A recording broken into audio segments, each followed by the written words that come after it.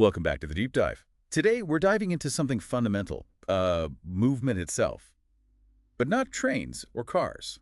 No, nothing that big. We're talking molecules. Exactly. Molecular transport, how stuff matter, energy, even momentum actually gets from A to B, inside gases, liquids, pretty much everything. It's honestly the bedrock for so much. Chemical reactions, biological processes, engineering design. You need to get your head around how these tiny things move. So we're digging into Focus 16 from Atkins. Molecules in motion. The plan is to unpack it, right? Yeah. Make sense of things like kinetic theory, how ions move, this idea of a random walk. Yeah, translate it all into something you can, actually remember and use. We'll look at the laws people observe first, the phenomenological stuff, and then see how the molecules themselves explain it all. Okay, let's start simple. Or, well, as simple as physical chemistry gets. Perfect gases. Right. And the key tool here is the kinetic theory of gases. It all hinges on one main idea, the mean free path, lambda. That's the average distance a gas molecule travels before, wham, it hits another one. Pretty much. It zips along, carrying its properties, its energy, its momentum over that average distance, lambda, and then collision, reset, repeat. So how do we measure this carrying of properties? We use the concept of flux, usually written as Joller. Flux is just the rate stuff migrates. Imagine like a little window in space. Flux is how much of your property, say matter or energy, goes through that window area per second. Got it. Area, time, quantity passing through. Exactly. And this leads us to these really important empirical laws, the phenomenological equations. People saw these patterns in experiments long before the full molecular picture was clear. And the pattern is always the same basic shape, right? Oh. Flux is proportional to some kind of gradient. That's the key insight. Things flow because there's a difference, a gradient. They Uh-huh. flow, downhill. Okay, let's hit the big three. First up, matter transport, Diffusion. like dropping ink in water. Yep.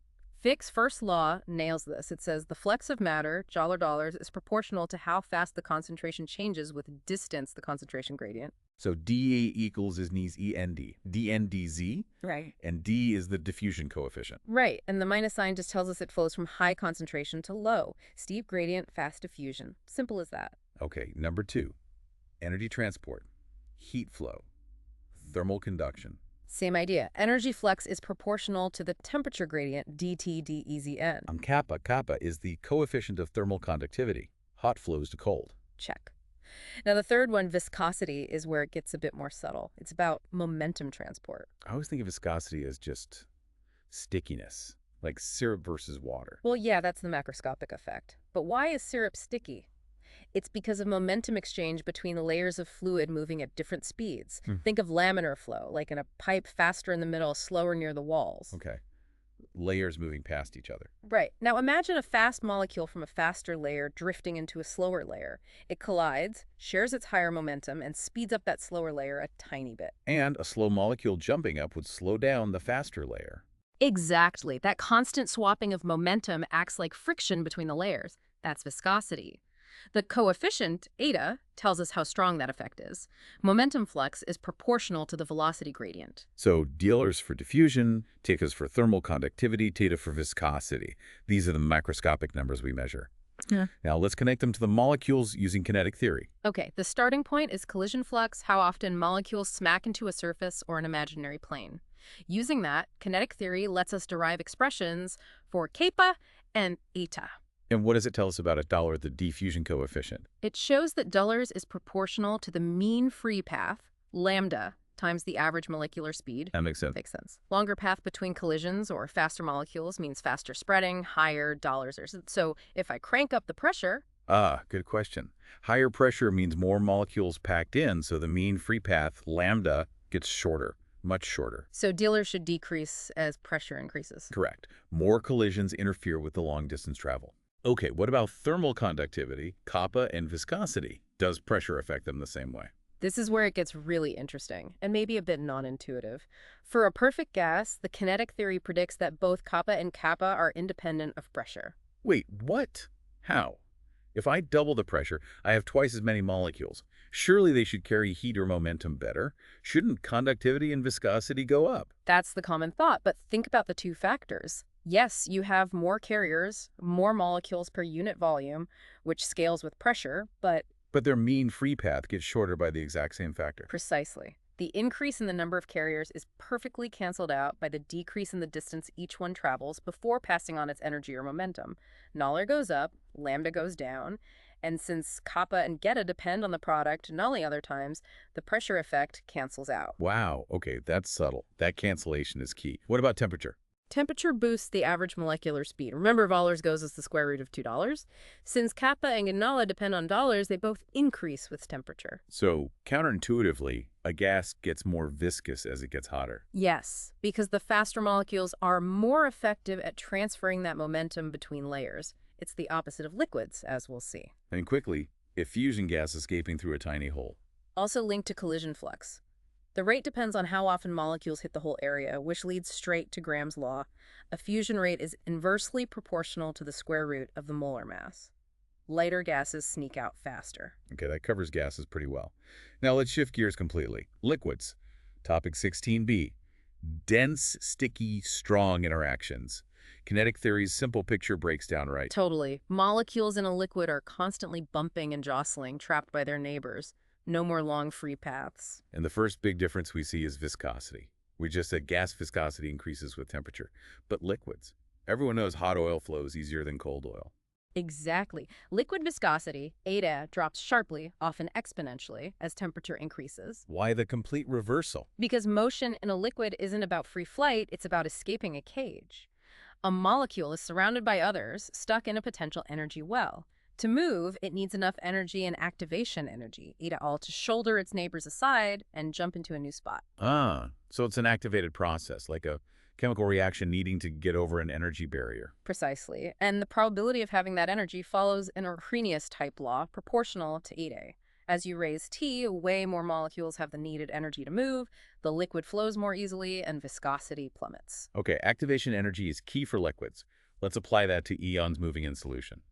Electrolytes. Right. We dissolve a salt, apply an electric field, ions move, current flows. We measure electrical conductivity at kappa. But to compare different salts fairly, we often use molar conductivity, lambdam, which is just conductivity divided by concentration. And there are some empirical rules here too, like Kohlrausch's law about how conductivity changes with concentration at low levels. Yeah, it varies with the square root of concentration. But the more fundamental one is the law of independent migration of ions. Which says? It says that if you imagine diluting the solution down to zero concentration, what we call the limiting molar conductivity, lambdam dollar minum, the total conductivity is just the sum of the contributions from the individual ions moving independently, the cation contribution plus the anion contribution. They don't interfere with each other at infinite dilution. Okay, so how fast are these individual ions actually moving? Well, the electric field pulls on the ion's charge, but the liquid resists that motion with viscous drag. Stokes' law gives us that drag force. $6 pieta, a $6. The ion accelerates until these forces balance, reaching a constant drift speed, $6. And we define ion mobility, SDID, as that drift speed divided by the electric field strength. What is speed? Right. And if you combine the force balance with Stokes' law, you predict that mobility dollars should be proportional to the charge ziller and inversely proportional to the viscosity, leta, and the ion's radius matter. $1 is at 6 peter. So smaller ions should move faster. That's what the simple picture suggests. But then we hit the famous hydrodynamic paradox. Ah, yes. Lithium ions, textlight plus dollar, are tiny, way smaller than, say, rubidium ions, text plus dollar. Correct, based on their crystal radii. But in water, textlight plus dollar moves much slower than textile plus dollar. Its mobility is lower. How does that work? It completely flips the size prediction. The crucial point is the radius ancli in Stokes' law isn't the bare ion's radius, it's the effective hydrodynamic radius. It includes the ion plus all the solvent molecules firmly attached to it, the hydration shell. Okay, so the small, highly charged textlight plus ion dollars has a really strong electric field around it. Exactly. It tightly grabs onto a whole bunch of water molecules. It drags this big, bulky hydration shell around with it. So the tiny ion becomes a large, slow-moving particle in the water. You got it. Whereas the larger text plus ion dollars has a weaker field, a smaller, less tightly bound hydration shell, and actually moves faster through the water. The vehicle size matters more than the passenger size. That's a fantastic example of solvent interaction dominating transport. Mm-hmm. What about the proton, H plus ions? It's tiny and highly charged, but its mobility in water is anomalously high. It doesn't fit the paradox either way. Ah, the proton is special. It uses the Grothus mechanism. It doesn't really move like a classical particle dragging water. Proton hopping? Yeah, essentially. A proton on an H3O plus ion can hop to a neighboring H2O molecule, forming a new H3O plus cat. That H3O plus can then pass a proton on again. It's like a relay race. The charge effectively moves very quickly through the hydrogen-bonded network of water without the original proton having to physically travel the whole distance. Clever, like a bucket brigade for charge. Good analogy. And finally, we have the Einstein relations linking all this together. One connects mobility to dollar to the limiting ionic conductivity, lambda. Lambda ZUFE, where F is the Faraday constant. And the other really important one connects mobility dollar to the diffusion coefficient dollars we talked about earlier, the Einstein relation. $1 is ZDFRT2 So if an ion is mobile under an electric field, it also diffuses quickly when there's a concentration gradient. They're intrinsically linked. They have to be. Both involve moving through the same viscous medium against the same kind of random molecular bombardment. Which brings us neatly to the last section, topic 16C.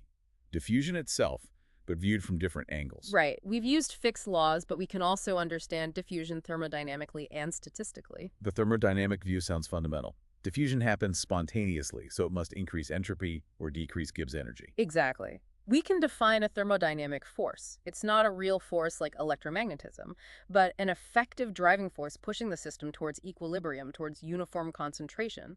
It's proportional to the gradient of the chemical potential. Right. It's a partial McPortial up. It's the universe's push towards maximum dispersal, basically. You could say that. And if you balance this thermodynamic driving force against the viscous drag force from Stokes' law. Let me guess. You derive Fick's first law again. You do. And even better, you get the Stokes-Einstein relation directly. Dewey dollar equals KT, 6 pieta. Ah, there it is explicitly. Diffusion coefficient dollar inversely proportional to viscosity EDO as IL. Radius. Beautiful. It ties thermodynamics, mechanics, and diffusion together. Now, the second view is Fick's second law, the diffusion equation itself. Partial C, partial T, ADO ED, partial 2, partial by 2. That looks like a serious differential equation. What's the intuitive meaning? It tells you how concentration changes over time at a particular point. The rate of change, partial C, partial T, depends on the curvature. The second derivative, partial 2, partial by 2, of the concentration profile at that point. Curvature. Like how bumpy the concentration graph is. Exactly. If you have a sharp peak in concentration, high positive curvature, or a deep trough, high negative curvature, the diffusion equation says the concentration there will change rapidly to smooth it out. If the concentration is uniform or changing linearly, the curvature is 0, and diffusion causes no further change at that point.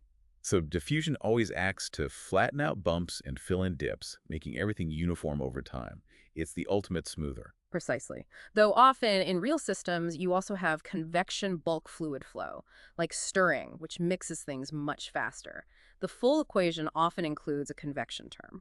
Okay, thermodynamic force differential equation. What's the last view? The statistical view, like correct. random walk. We model a diffusing particle as taking a huge number of small random steps, left, right, up, down, completely unpredictably. Like a drunkard stumbling away from a lamppost. That's the classic analogy, yes. Yeah. And the amazing result from analyzing this random walk mathematically is how far the particle gets on average. How far does it get?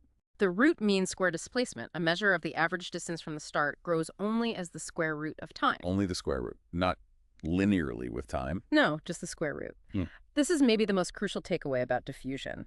It is slow over macroscopic distances. Doubling the time doesn't double the distance, it only increases it by a factor of squart, about 1.4. So that's why we stir things. Yeah. Waiting for sugar to diffuse through coffee would take forever. Absolutely. Diffusion is efficient over very short distances, like inside a cell, but incredibly inefficient over centimeters or meters. Convection is king for large-scale mixing. And is there a link between this random walk picture and the diffusion coefficient D?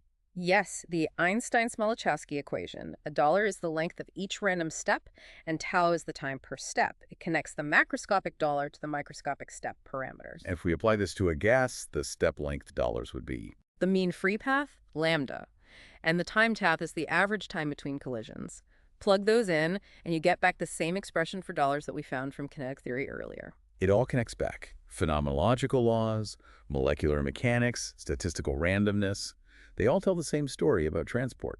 It's a really coherent picture, isn't it? From fast-moving gas molecules whose transport is pressure independent, down to ions carefully navigating hydration shells in liquids, and finally seeing diffusion as this universal slow smoothing process driven by random steps. We've seen how viscosity flips its temperature dependence between gases and liquids, understood why tiny lithium ions are slow swimmers, and Yeah. seen how diffusion is basically nature trying to smooth things out, albeit very, very slowly. And what's really striking, I think, is how these fundamental transport properties underpin so much complex behavior.